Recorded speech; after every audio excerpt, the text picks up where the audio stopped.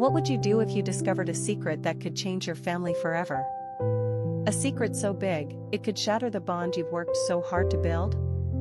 Today, I'm sharing a story about boundaries, love, and the consequences of crossing lines that should never be crossed. This isn't an easy story to tell, but it's one I hope will make you think about family, about choices, and about the weight of the decisions we make. My name is Madeline Pugh. I'm 39 years old, and I've been a single mother for most of my life. My son, Zion, is 19. He's my everything, my pride, my joy, and the reason I've pushed through so many hard days. But this story isn't just about the love between a mother and her son. It's about how that love can sometimes blur the lines, how good intentions can lead to unintended consequences, and how one moment can change everything. Before we go any further, I need to warn you, this story deals with mature themes. It's about family, relationships, and the challenges of navigating life when things don't go as planned. If these topics make you uncomfortable, this might not be the story for you. But if you're willing to listen, I hope you'll walk away with something to think about. This isn't a story I ever thought I'd tell. It's raw, it's personal, and it's not always easy to hear. But it's real. And sometimes, the hardest stories are the ones that need to be told the most. So, let's start at the beginning. Let me take you back to where it all began, to the moment I realized that the life I thought I knew was about to change forever. Zion and I have always been close. From the moment he was born, it was just the two of us against the world. I remember holding him in my arms for the first time, his tiny fingers wrapped around mine, and thinking, this is it. This is my purpose. Being a single mother wasn't easy, but it was worth it. Every late night, every sacrifice, every tear, it was all for him. When Zion was little, we were inseparable. He was my shadow, following me around the house, asking a million questions, and always wanting to help. I'd let him cook with me in the kitchen, even though it usually meant a bigger mess to clean up. He'd sit on the counter, giggling as I pretended to be a chef on a cooking show. Those moments were my favorite. As he grew older, our bond only deepened. When he started school, I was the one helping him with his homework, cheering him on at soccer games, and comforting him after his first heartbreak. I'll never forget the day he came home crying because a girl in his class said she didn't like him back. I held him close and told him, one day, someone will see how amazing you are. And until then, you've always got me. But life wasn't always easy. Being a single mother meant I had to juggle a lot, work, bills, parenting, all on my own. There were nights I'd lie awake, wondering if I was doing enough. If I was enough. The loneliness was hard. I'd watch other couples holding hands or laughing together, and I'd feel that ache in my chest. I told myself it didn't matter, that Zion was all I needed. And most of the time, that was true. Zion, though, he was my rock. Even as a teenager, he had this way of knowing when I was struggling. He'd come into the kitchen, wrap his arms around me, and say, "You're doing great, Mom." Those words kept me going on the hardest days. But as Zion got older, things started to change. He wasn't my little boy anymore. He was becoming a man, and with that came a new set of challenges. He started pulling away, spending more time in his room, less time talking to me. I told myself it was normal, teenagers need their space, right? But it hurt. I missed the days when he'd tell me everything, when I was the first person he turned to. There were moments, though, when I'd catch a glimpse of the boy he used to be. Like the time he surprised me with breakfast in bed on Mother's Day. He burned the toast and spilled orange juice on the floor, but it was the sweetest gesture. Or the night we stayed up late watching old movies, laughing until our sides hurt. Those moments reminded me that no matter how much he changed, our bond was still there. Still, I couldn't shake the feeling that something was off. Zion seemed different. Distant. He'd come home late without explaining where he'd been, or he'd snap at me over little things. I tried to give him space, but it was hard. I wanted to know what was going on in his head, but every time I asked, he'd shut me out. And then there was me. I didn't realize it at the time, but I was struggling too. The loneliness I'd pushed aside for so long was starting to creep back in. I'd find myself scrolling through social media, looking at pictures of happy families and wondering why my life didn't look like that. I felt stuck. Like I was just going through the motions, waiting for something to change. Looking back, I can see the signs, the little cracks in our relationship that I didn't notice at the time. The way Zion would avoid eye contact when I asked him about his day. The way I'd linger in his doorway, hoping he'd open up to me. The way we both seemed to be drifting, not just from each other, but from ourselves. But in those moments, I didn't see it. All I saw was my son, my kind, funny, smart son, and the life we'd built together. I told myself we'd get through this phase, just like we'd gotten through everything else. What I didn't know was that we were standing on the edge of something much bigger. Something that would test us in ways I never could have imagined. It started with a knock on his door. A moment I'll never forget. But that's a story for the next part. It was a Tuesday evening. I remember because Tuesdays were always quiet. Zion had been in his room most of the day, which wasn't unusual. He'd been spending more and more time alone lately, and I'd been trying to give him space. But that night, something felt off. I was in the kitchen, cleaning up after dinner, when I realized I hadn't heard a peep from him in hours.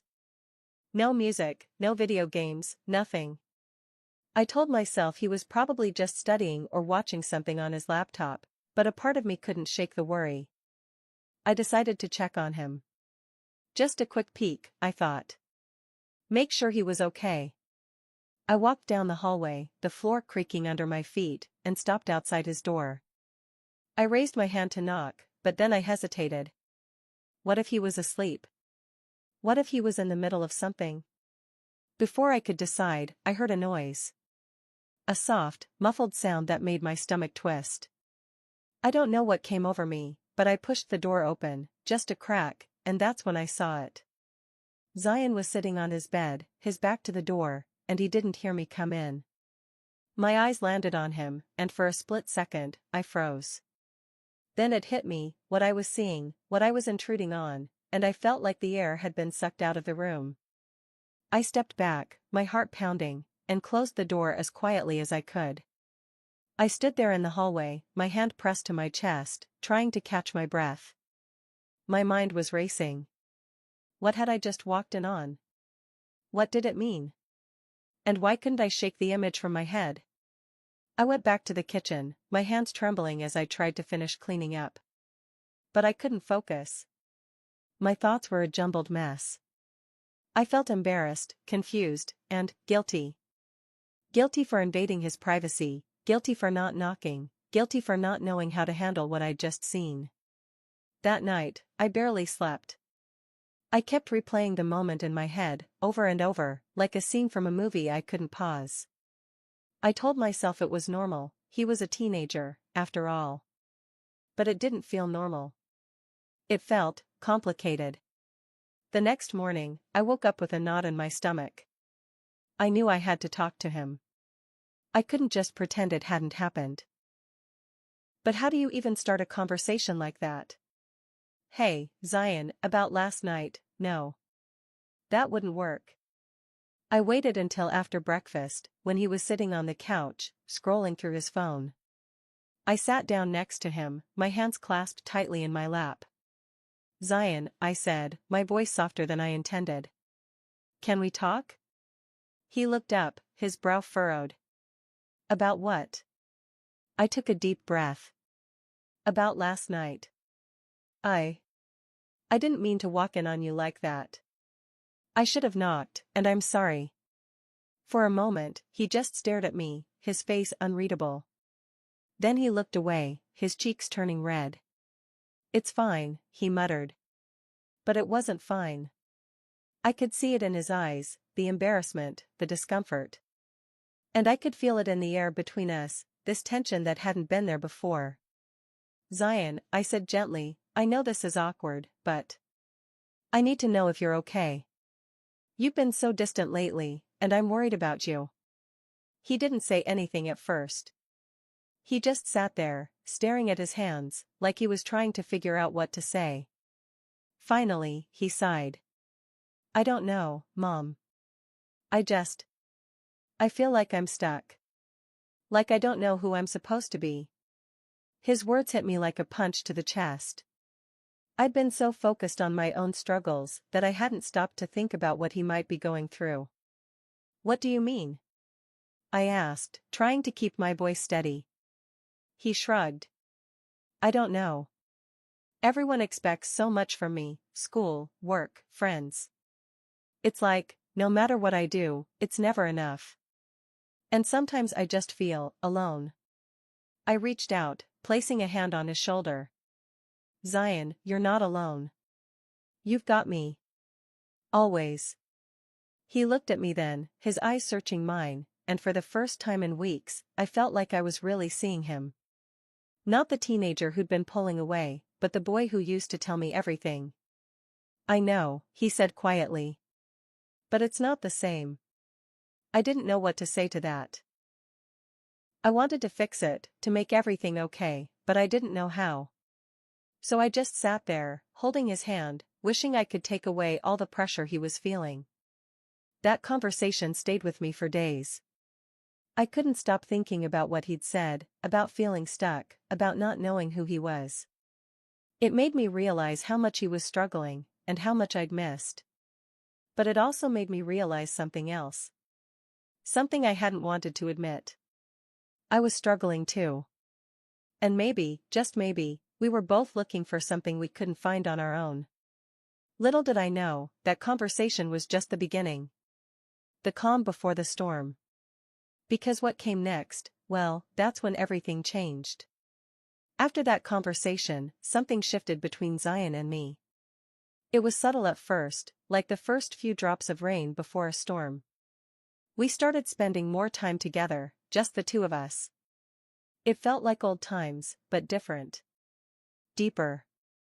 We'd always shared little rituals, movie nights, cooking together, long drives with the windows down. But now, those moments took on a new weight. We'd sit on the couch, a bowl of popcorn between us, and instead of laughing at the screen, we'd end up talking for hours. About life, about dreams, about the things that kept us up at night. Zion opened up to me in ways he hadn't in years. He told me about the pressure he felt at school, the friends he'd drifted away from, the dreams he was too scared to chase. And I listened. Really listened. It felt good to be needed again, to feel like I was still his safe place. But as the days turned into weeks, I started to notice something. The lines between us, the ones that had always been so clear, were starting to blur. It started with the little things. Like the way he'd hug me a little longer than usual, or the way he'd look at me when I wasn't paying attention. At first, I told myself it was nothing. He was just growing up, becoming more affectionate. But then there were the conversations. We'd talk about everything, his fears, my regrets, the mistakes we'd both made. And sometimes, those conversations would veer into territory that felt uncomfortable. Like the time he asked me why I'd never dated after his dad left. Or the night he told me he didn't think he'd ever find someone who understood him the way I did. I didn't know how to respond to things like that. So I'd laugh it off, change the subject, or give him some generic advice. But deep down, I could feel the tension building. Like a rubber band being stretched too far, just waiting to snap. And then there were the moments I couldn't explain. Like the time we were cooking dinner together, and he reached over to wipe a smudge of sauce off my cheek. His hand lingered for a second too long, and I felt my breath catch. Or the night we were watching a movie, and he rested his head on my shoulder, his arm draped casually around me. I told myself it was innocent. That he was just being affectionate. But a part of me knew it was more than that. And that scared me. The truth is, I was lonely. I hadn't realized how much I'd been craving connection until Zion started filling that void. He was my son, yes, but he was also my friend. My confidant. And in those moments, it was easy to forget the boundaries that should have been there. But the more we leaned on each other, the more complicated things became. I started relying on him in ways I shouldn't have. When I had a bad day at work, he was the one I turned to for comfort. When I felt lost or unsure, he was the one who made me feel grounded. And Zion, he started to see me differently too. I could see it in the way he looked at me, the way he'd go out of his way to make me smile. It was like he was trying to take care of me, the way I'd always taken care of him. At first, it felt sweet. Endearing, even. But then it started to feel strange. Like we were playing roles we weren't meant to play. One night, it all came to a head. We were sitting on the porch, watching the stars, when he turned to me and said, "Mom, do you ever feel like we're the only two people who really get each other?" I didn't know what to say. His words hung in the air, heavy and loaded, and I could feel the weight of them pressing down on me. "Zion," I said carefully, "you know I'll always be here for you. But there are some things, some lines, we can't cross." He looked at me, his eyes searching mine, and for a moment, I thought he was going to argue. But then he just nodded, his expression unreadable. That night, I lay in bed, staring at the ceiling, my mind racing. I knew something had to change. That we couldn't keep going down this path. But I didn't know how to fix it. How to go back to the way things were before. The truth is, I didn't want to. And that scared me more than anything. Looking back, I can see how we got here. How the loneliness, the longing, the need for connection led us to this place. But at the time, all I could see was the mess we'd made. And it was only going to get worse. It happened on a Friday night. I remember because Fridays were always our thing. We'd order takeout, watch a movie, and just be together. It was our way of unwinding after a long week, a little tradition we'd held on to for years. That night, we decided to watch an old romantic comedy, one of my favorites. We were sitting on the couch, the glow of the TV casting shadows across the room. Zion was next to me, his feet propped up on the coffee table, a bowl of popcorn balanced on his lap. At first, everything felt normal. We laughed at the cheesy lines, made fun of the over-the-top plot, and debated whether the main characters would actually end up together. But as the movie went on, I could feel the mood shifting. There was a scene where the couple shared a heartfelt moment, confessing their feelings for each other. I don't know why, but it hit me harder than I expected. Maybe it was the wine I'd had with dinner, or the loneliness I'd been carrying around for so long. But something about that scene made me ache. I glanced at Zion, and for a moment, our eyes met. There was something in his expression, something I couldn't quite place. And then, before I could stop myself, I said it. "Do you ever wonder if we'll ever find that?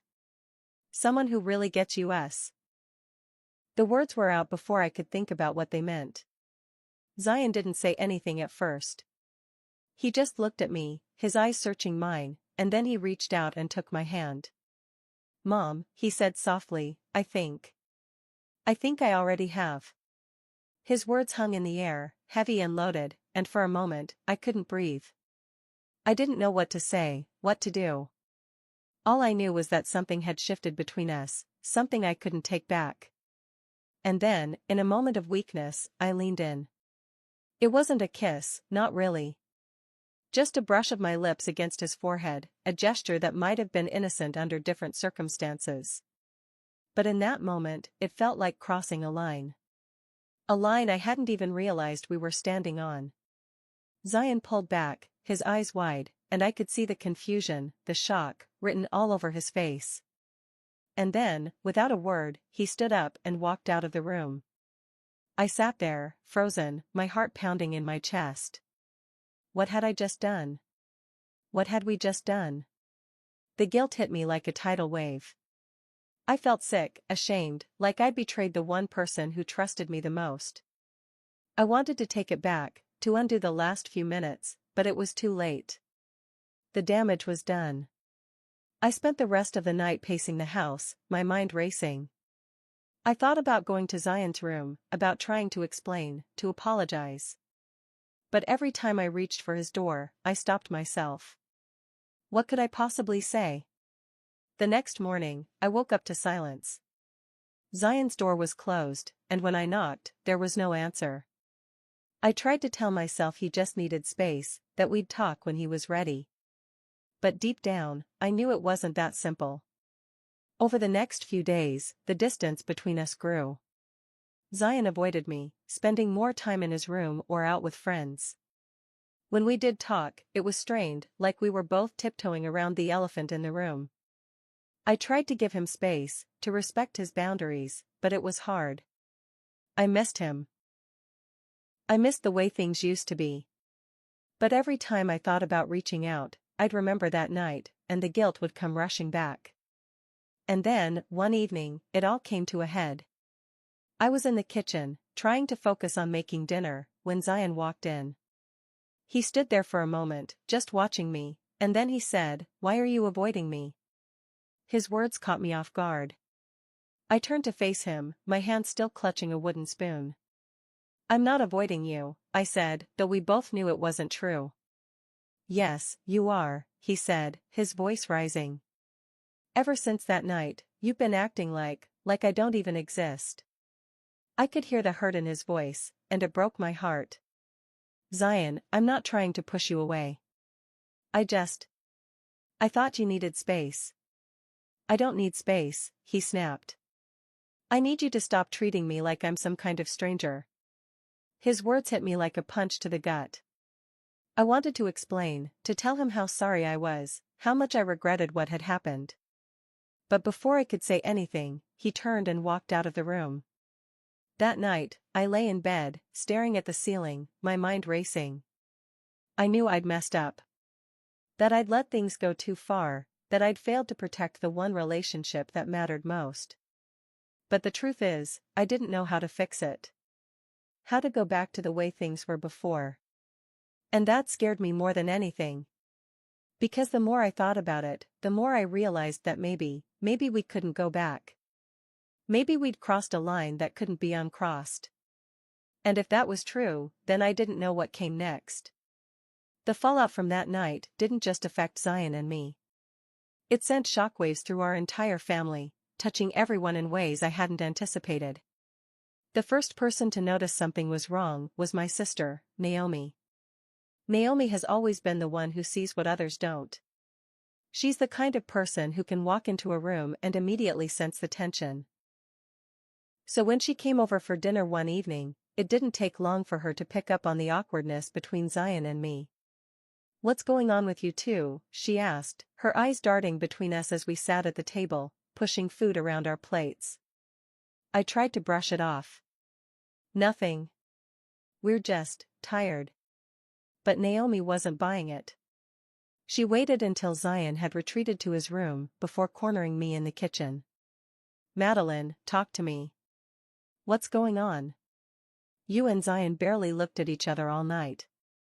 I wanted to tell her the truth, to unload everything that had been weighing on me. But the words stuck in my throat. How could I explain something I didn't even fully understand myself? "It's complicated," I said finally, my voice barely above a whisper. Naomi sighed, leaning against the counter. "Look, I don't know what's going on, but I can see it's tearing you apart. And Zion, he's not himself. You need to figure this out before it gets worse." Her words stayed with me long after she left. I knew she was right. I couldn't keep pretending everything was fine. But I didn't know where to start. The next person to weigh in was my best friend, Peyton.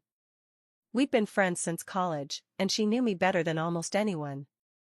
When I finally opened up to her, it all came pouring out, the guilt, the confusion, the fear that I'd ruined the most important relationship in my life. Peyton listened without judgment, her expression thoughtful. "Madeline," she said gently, "you're human. You made a mistake. But that doesn't mean you can't fix it." "How?" I asked, my voice breaking. "How do I fix something like this?" "Start by forgiving yourself," she said. "And then, maybe talk to someone. A therapist, someone who can help you work through this." Her suggestion stuck with me. I'd never been to therapy before, but the more I thought about it, the more it made sense. I needed help. Not just to repair my relationship with Zion, but to understand how I'd ended up in this situation in the first place. So, I made an appointment. The first session was harder than I expected. Sitting in that small, quiet room, pouring my heart out to a stranger, felt like peeling back layers of myself I didn't even know were there. But as the weeks went on, I started to see things more clearly. My therapist helped me understand that my actions weren't just about Zion. They were about me, about the loneliness I'd been carrying around for years, the need for connection I'd been ignoring. She helped me see that I'd been looking to Zion to fill a void that wasn't his to fill. It was a painful realization, but it was also freeing. For the first time in a long time, I felt like I was starting to understand myself. But understanding wasn't enough. I needed to take action. I needed to repair the damage I'd done. And that meant facing Zion. The thought terrified me. What if he didn't want to hear what I had to say? What if he couldn't forgive me? But I knew I had to try. For him. For us. For the chance to rebuild what we'd lost. Because the truth is, I couldn't let this be the end of our story. Not like this. The day I finally sat down with Zion to talk, I was terrified. My hands were shaking, my heart was racing, and I felt like I was about to face the hardest conversation of my life. But I knew it was necessary. For both of us. I found him in his room, sitting on the edge of his bed, staring at his phone. He looked up when I walked in, his expression guarded. "Can we talk?" I asked, my voice trembling. He nodded, setting his phone aside, and I sat down next to him. For a moment, neither of us spoke.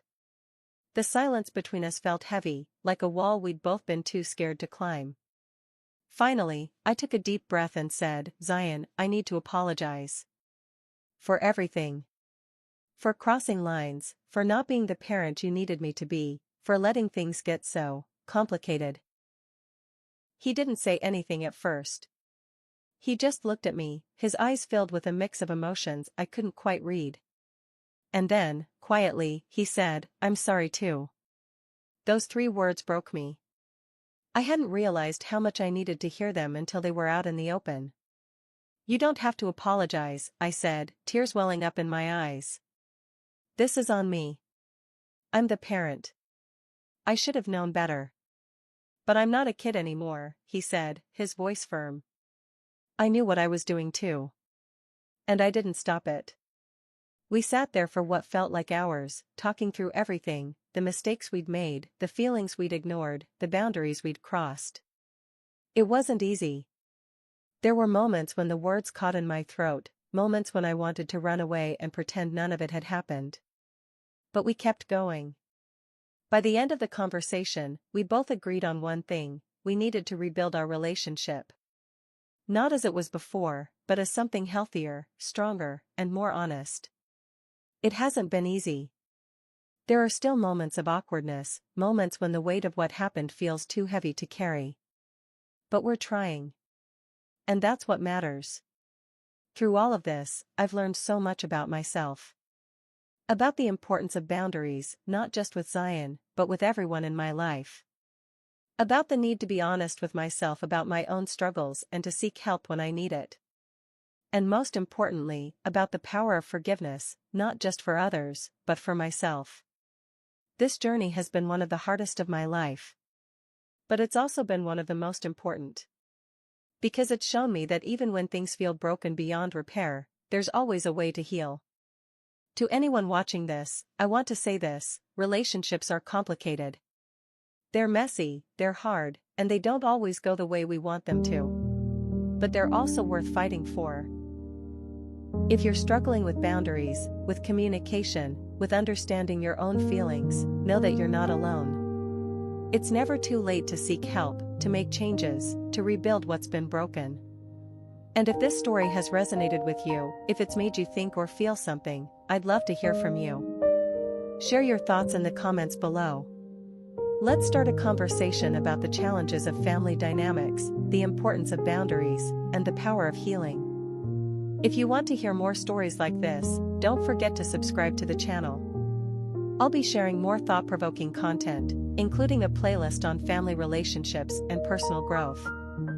Your support means the world to me, and I can't wait to continue this journey with you. Thank you for listening.